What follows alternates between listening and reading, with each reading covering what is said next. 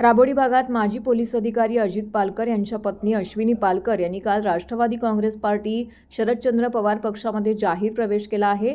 हा पक्षप्रवेश ठाणे शहर जिल्हा अध्यक्ष मनोज प्रधान यांच्या प्रमुख उपस्थितीमध्ये पार पडला आहे। यावेळी अश्विनी पालकर यांनी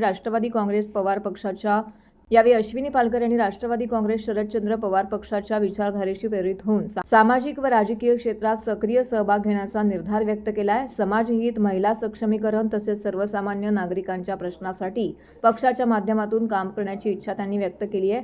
ठाणे शहर जिल्हा अध्यक्ष मनोज प्रधान यांनी अश्विनी पालकर यांचं पक्षात स्वागत करत त्यांच्या प्रवेशामुळे पक्ष संघटन अधिक बळकट होईल असा विश्वास देखील व्यक्त केला आहे। त्यांच्या सामाजिक कार्याचा पक्षाला निश्चितच फायदा होईल असं देखील त्यांनी नमूद केलेलं आहे। निवृत्त पोलीस अधिकारी पालकर साहेबांचा नाही तर त्यांच्या श्रीमतींचा प्रवेश झालेला आहे। खर तर 10 नंबर वॉर्ड हा आमच्यासाठी अतिशय महत्वाचा असलेला वॉर्ड आहे। हा गेले कित्येक वर्ष राष्ट्रवादीचा बालेकिल्ला होता। आव्हाड साहेबांना मानणारे लोक आणि मतदार या ठिकाणी होते।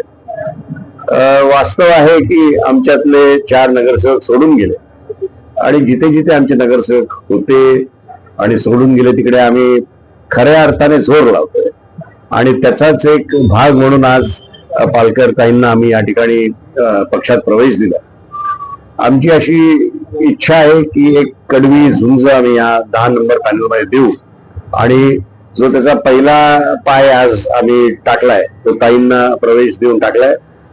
आपल्या सगळ्यांना कल्पना असेल पालकर साहेब हे गेले कित्येक वर्ष राबोडीमध्ये मोठे झालेत, तिथेच त्यांचं कार्य होतं।